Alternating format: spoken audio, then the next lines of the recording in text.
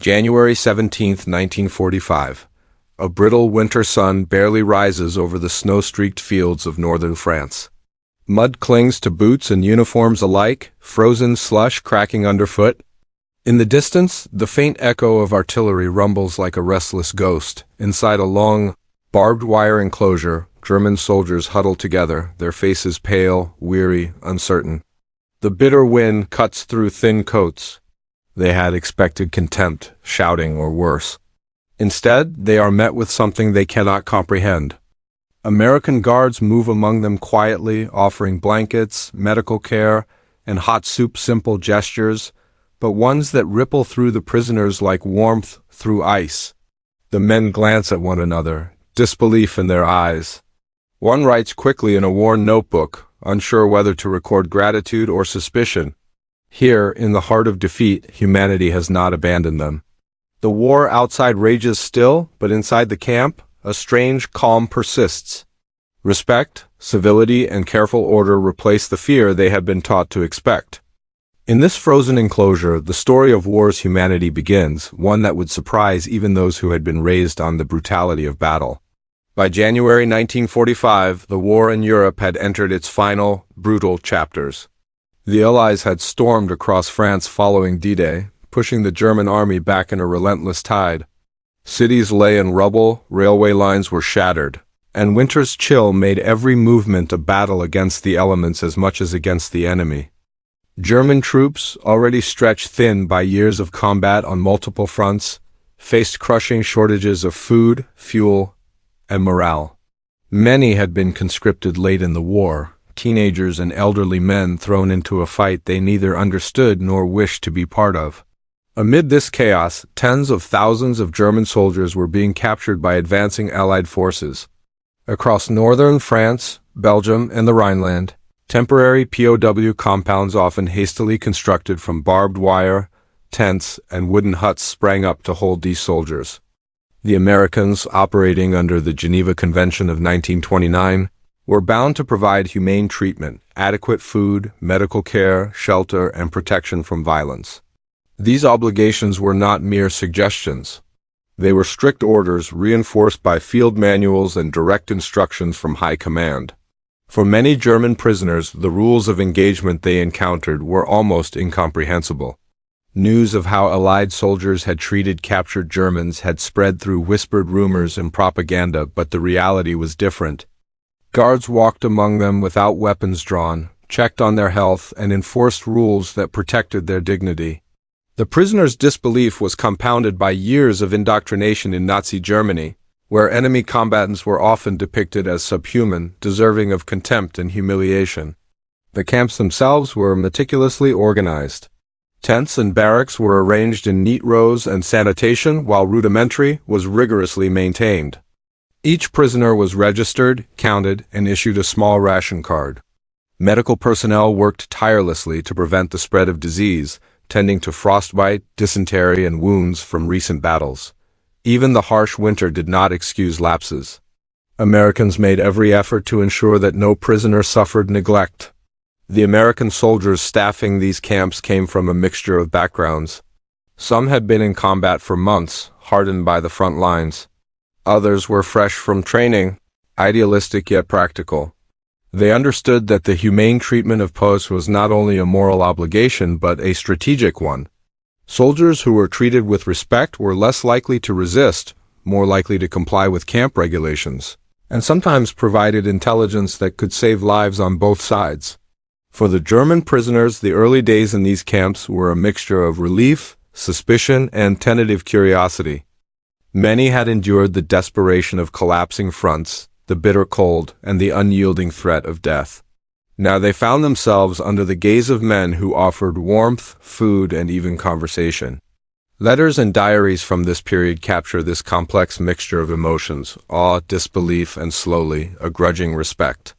Even the simplest gestures, a hot meal, a clean blanket, a medical checkup, felt revolutionary. For soldiers accustomed to constant fear and deprivation, these acts seemed almost otherworldly. The contrast was stark. While the Nazi regime often used prisoners as propaganda tools, exploiting them for labor or punishment, The Americans treated their captives as human beings, bound by law and conscience. The gulf between expectation and reality widened with each passing day.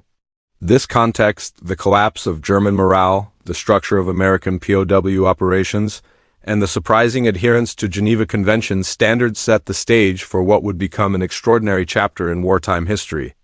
The men in these camps were not merely prisoners. They were witnesses to a counterintuitive truth that even amidst the devastation of war, respect and humanity could endure. The story now naturally moves into context section 2, where we'll examine the logistics of the camps, the scale of operations, and further contrast with German treatment of Allied posts. The scale of the American POW system in Europe was staggering. By early 1945, the U.S. Army had captured hundreds of thousands of German soldiers, and organizing them required meticulous planning. Camps ranged from temporary enclosures behind the front lines to larger, semi-permanent installations farther west. Each site had to provide food, water, sanitation, medical care, and security for thousands of men, often in the middle of winter, with transport and supply lines stretched thin. Yet despite the logistical challenges, the Americans prioritized compliance with international law. Food was central to this effort. German prisoners, accustomed to scarcity on the front, were often shocked by the regularity and quantity of rations. Men who had subsisted on meager field rations or improvised meals now received daily servings of meat, vegetables, bread, and hot drinks. Even those with medical conditions received special attention. Hospitals were established within or near camps, staffed by trained personnel who treated injuries ranging from frostbite to shrapnel wounds. When disease threatened, quarantine measures and hygiene protocols were swiftly enforced, preventing outbreaks that could have turned a single camp into a catastrophe. Housing followed strict standards. Posts were assigned bunks or cots, separated into small groups to maintain order and accountability. Guards enforced rules carefully but without unnecessary harshness. Barbed wire surrounded the perimeters, but inside, men could move freely within their compounds, exercise, and even participate in recreational activities. Sports, theatrical performances, and educational lectures were encouraged. These measures, while pragmatic, keeping men occupied and reducing unrest, also conveyed a subtle, powerful message. They were not enemies to be dehumanized, but human beings to be managed with dignity. The contrast with German treatment of Allied prisoners could not have been more stark. Reports from American and British POWs held in German camps describe overcrowding, starvation, forced labor, and violent punishment. Conditions in Stalag-Luft or offlog camps often bordered on brutality, particularly as Germany's resources dwindled. Letters smuggled back from prisoners spoke of frostbitten feet, vermin-infested quarters, and guards who sometimes enforced discipline with threats or beatings. For German soldiers now in American custody, these memories were fresh, and the disparity between expectation and reality produced disbelief and eventually cautious gratitude. Even American soldiers recognized the psychological power of humane treatment.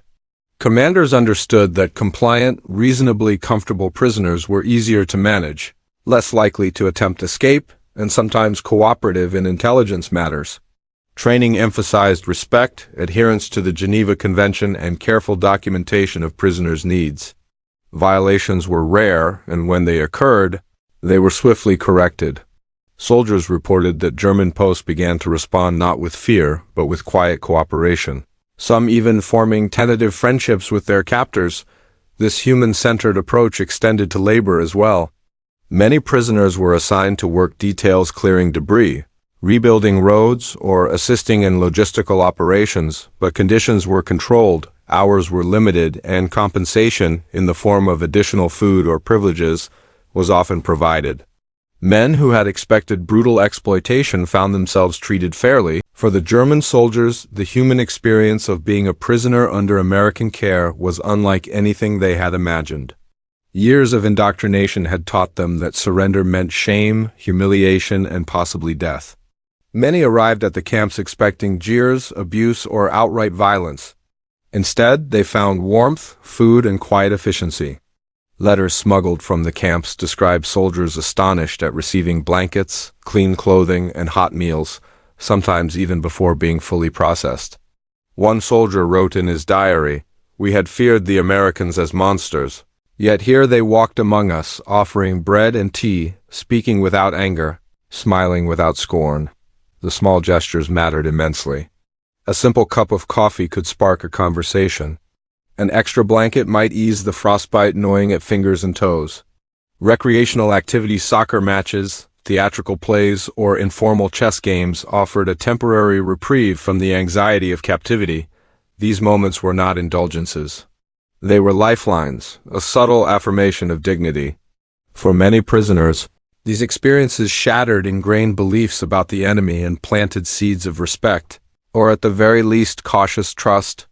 Beyond moral considerations, humane treatment of POWs had a clear tactical value. Soldiers who were fed, sheltered, and treated fairly were more likely to comply with camp rules and less likely to resist. In intelligence terms, this compliance could be critical. German prisoners, now removed from the chaos of battle, became sources of information, troop movements, unit strengths, and defensive strategies. While the Americans never coerced prisoners, the cooperative environment fostered by respectful treatment yielded practical advantages. Camp commanders understood this dual benefit.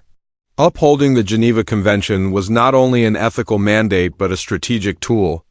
Disorderly, mistreated prisoners could sabotage operations, attempt escape, or instigate unrest that spread across compounds. Conversely, prisoners treated humanely were easier to manage, allowing American officers to focus resources on frontline operations rather than policing internal chaos. The behavior of American POW camp personnel reflected deliberate decisions made at the highest levels. Generals and officers were acutely aware of both legal obligations and public perception.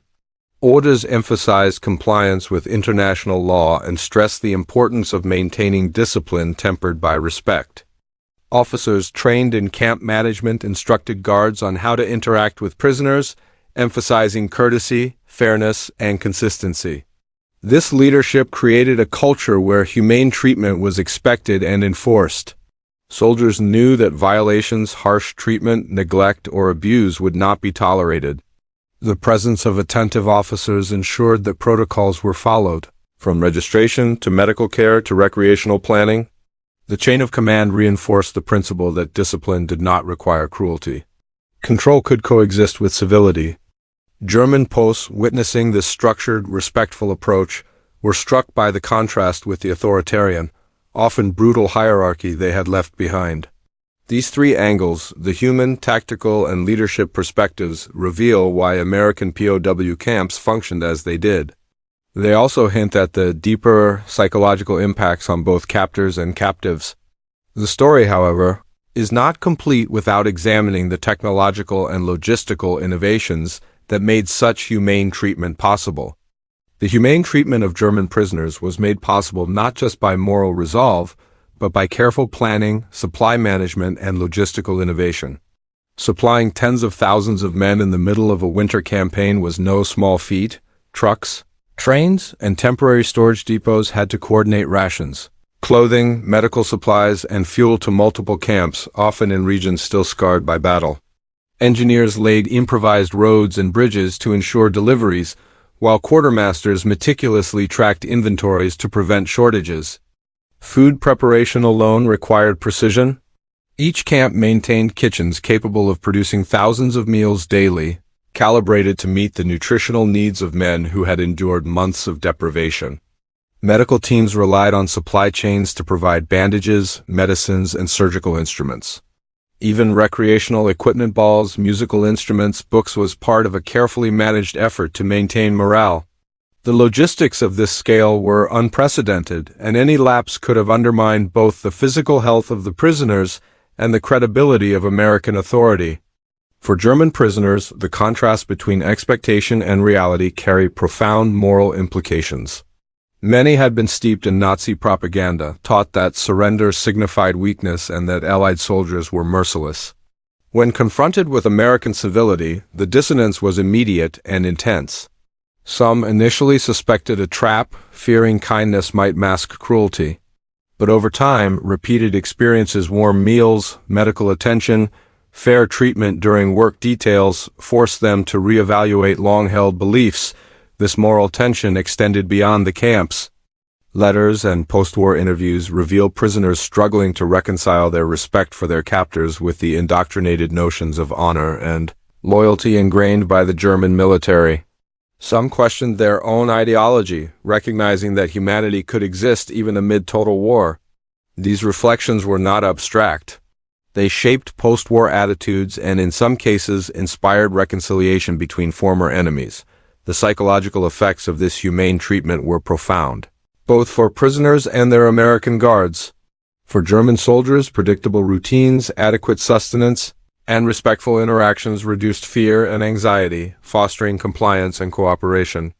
Diaries from the period record moments of unexpected camaraderie, shared jokes across barbed wire, mutual curiosity about culture and language, and the quiet relief of being acknowledged as human. American soldiers, in turn, reported unexpected benefits. Treating prisoners with dignity often reinforced their own discipline and sense of purpose. Many officers noted that demonstrating fairness created a calmer, more manageable camp environment, reducing the risk of unrest or escape attempts. It also allowed soldiers to reflect on the moral dimensions of warfare and acknowledgement that victory could coexist with restraint and that humanity was not lost even amid conflict. The contrast between American and German approaches to POWs reflected broader cultural and ideological differences. The United States, with its legalistic and procedural military tradition, emphasized codified rights, due process, and orderly management. Nazi Germany, by contrast, often subordinated law and ethics to ideology, treating prisoners as instruments for labor, propaganda, or by mid-March 1945, news of the American approach to POWs had spread through multiple camps in northern France. At Camp Omaha, near Cherbourg, German soldiers witnessed similar acts of unexpected dignity. Men arriving from the front lines, exhausted and frostbitten, were guided to heated tents, given blankets, and offered hot meals without ceremony. A corporal recalled seeing a young German conscript, shivering uncontrollably, seated before a steaming bowl of soup. The American medic knelt beside him, speaking softly in broken German, ensuring the man could eat. No one shouted. No one demanded compliance. The prisoner ate in silence, disbelief etched into his expression. Elsewhere, in Camp Lucky Strike itself, prisoners were allowed controlled access to libraries, musical instruments, and sports equipment. Chessboards, balls, and books were circulated, creating an environment of learning and leisure unusual for men who had expected only deprivation. Officers noted that prisoners who engaged in these activities displayed fewer signs of stress and illness, and even small initiatives like forming a choir or a theater group were quietly encouraged. The trust given to these men was radical in its simplicity. Respect begets cooperation. A particularly telling moment occurred on March 21st, when a group of prisoners recovering from trench foot were evacuated to the camp hospital. The American doctors carefully cleaned, bandaged, and treated each foot, even massaging circulation into toes that had turned blue from frostbite. One soldier, later interviewed after the war, said, "I had thought surrender was the end. But here, surrender was only the beginning of being treated as a man, not a number." Across the camp, medical teams worked tirelessly, and officers documented every case meticulously. For prisoners accustomed to arbitrary punishment, the thoroughness of care was almost unbelievable. The turning point extended beyond mere survival. Work details demonstrated both discipline and fairness. At Camp Omaha, prisoners cleared debris, repaired roads, and assisted in logistical operations supporting the front. Supervisors provided tools, protective clothing, and clear instructions. Unlike their experiences under the Wehrmacht, no one faced arbitrary violence for minor mistakes. One group of prisoners recalled that they were even thanked by officers when tasks were completed efficiently. This acknowledgement, so rare on the battlefield, struck them profoundly. The psychological impact was magnified by leadership on both sides. American officers reinforced the principle that humane treatment was both a legal and ethical obligation. Guards were trained to maintain order without resorting to intimidation. Commanders conducted regular inspections to ensure compliance. These measures created a predictable, fair environment in which prisoners could navigate daily life without constant fear. The result was a transformation in attitude. Men who had arrived sullen, Suspicious and fearful became increasingly cooperative, polite, and even cautiously optimistic.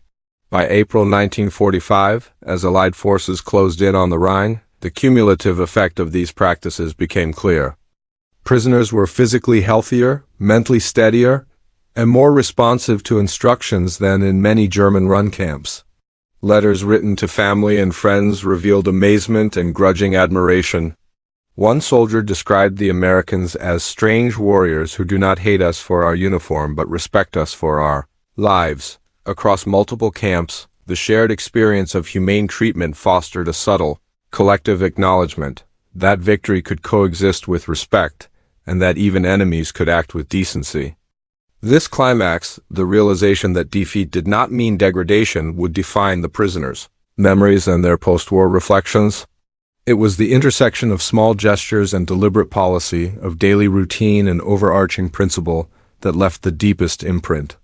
By acknowledging the humanity of the men in their care, the Americans not only fulfilled their obligations but reshaped the emotional landscape of captivity itself. The final weeks of captivity reinforced these lessons. As surrendering German units arrived from collapsing fronts, the American approach was consistent and visible. Prisoners saw that respect was not contingent on rank, age, or previous conduct. It was a principle applied uniformly. By the time repatriation began, thousands of men carried home memories of an enemy that had not only defeated them but treated them with dignity. This realization, the apex of their captivity experience, naturally leads into the aftermath, where we examine the consequences, the numbers, and the enduring influence of these humane policies. By late April 1945, the war in Europe was drawing to a close. German resistance had crumbled on all fronts, and American forces now oversaw tens of thousands of prisoners in camps across northern France and later in Germany itself. For the men held in these camps, the end of active hostilities brought both relief and a strange sense of uncertainty. They had survived the battlefield, endured the chaos of retreat, and now found themselves in captivity, treated with an unexpected humanity that had reshaped their perception of the enemy. The numbers were staggering. Camps like Lucky Strike, Omaha, and Cherbourg collectively housed tens of thousands of soldiers. Each man was accounted for with meticulous records: name, rank, unit, health status, and labor assignments. These records ensured that the transition from wartime captivity to eventual repatriation could proceed smoothly, without the confusion or neglect that had plagued many earlier conflicts. For the Americans, the system's efficiency was a point of pride, a demonstration that order and decency could coexist even amid immense logistical challenges. Reports from posts captured the profound emotional impact of these experiences. A soldier from the 352nd Infantry Division wrote in a letter to his family, "We expected cruelty. Instead, we found kindness. Every day they reminded us that we are men, not numbers. Even in defeat, there is dignity." Another, recovering from frostbite at the camp hospital, reflected on the nurses and medics who tended to his injuries without judgment or impatience. "I had thought the Americans would despise us," he recalled. "Instead, they saved our lives." The humane treatment extended beyond physical care. Work assignments, recreational opportunities, and educational programs created an environment of structure and normalcy. Prisoners who had anticipated arbitrary punishment or neglect instead encountered predictable routines, fairness, and even recognition for their efforts. Some men were allowed to write letters home regularly, receiving confirmation that their families were safe. Others were able to participate in cultural activities, attend lectures, or practice music, simple privileges that reinforced a sense of dignity. This approach had measurable benefits. Medical records indicate that disease and malnutrition rates among prisoners remained remarkably low, particularly compared with Allied posts held by German forces. Instances of escape or unrest were minimal, as the predictable fairness of camp life fostered cooperation. Commanders noted that men who had initially been sullen, suspicious, or defiant gradually became compliant and, in some cases, helpful. Letters and diaries from the period describe quiet gestures of gratitude, helping fellow prisoners, maintaining clean living spaces, and even learning English phrases to communicate with guards. American soldiers, too, were transformed by these interactions. Many officers reflected on the ethical dimension of their duties, recognizing that discipline and humanity could coexist.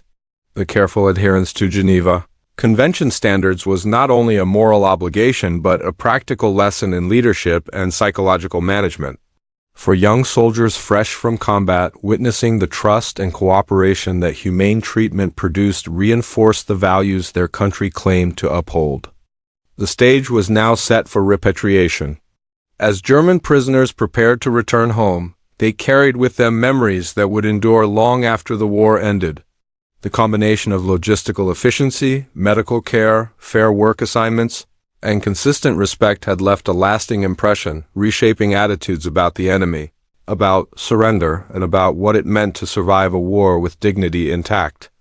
The narrative naturally leads to Aftermath Section 2, where we will examine the long-term consequences, including the impact on post-war Germany, the soldiers' reintegration, and the influence of these practices on future military policy.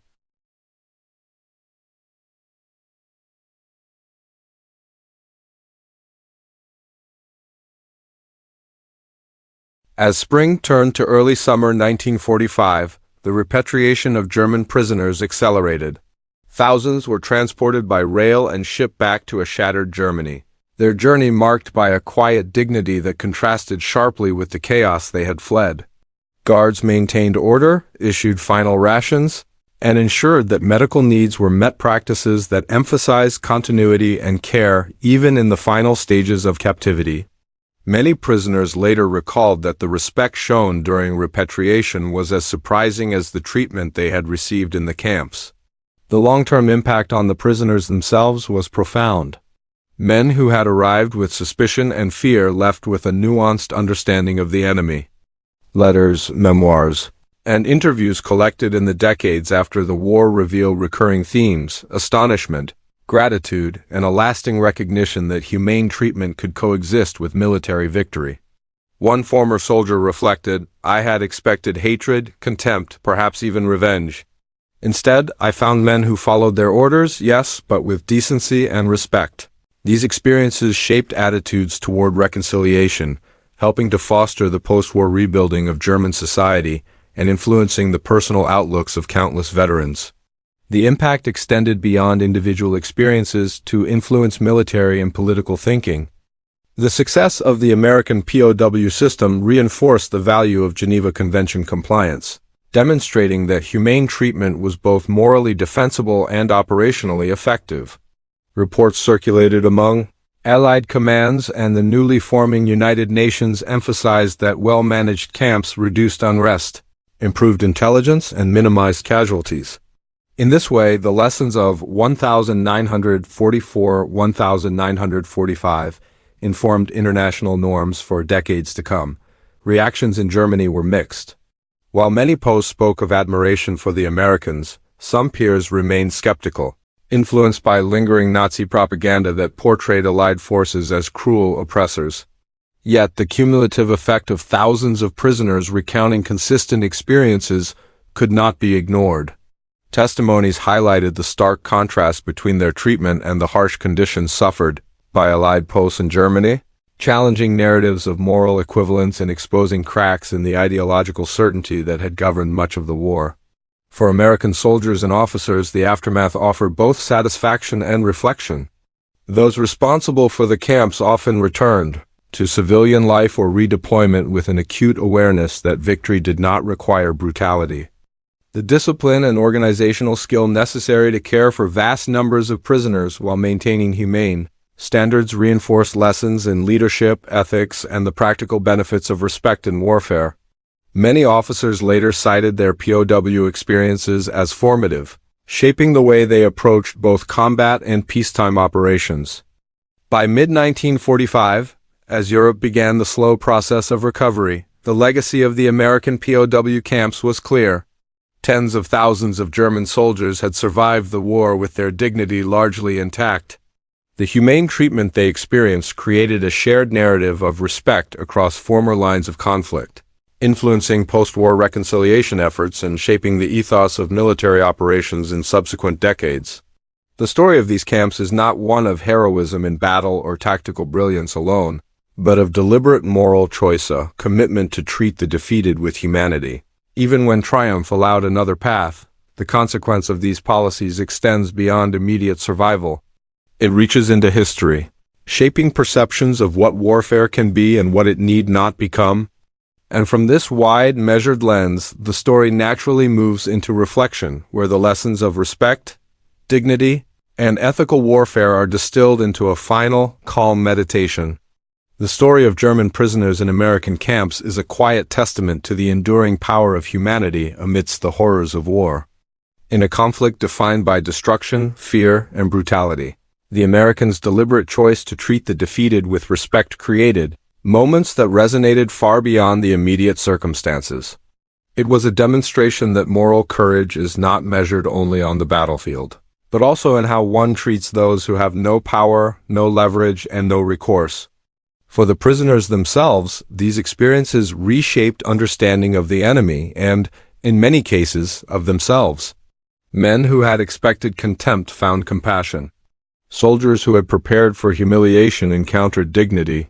Through daily routines, fair labor, medical care, and small acts of consideration, the Americans affirmed a principle too often forgotten in war, that human life and human dignity does not vanish with defeat.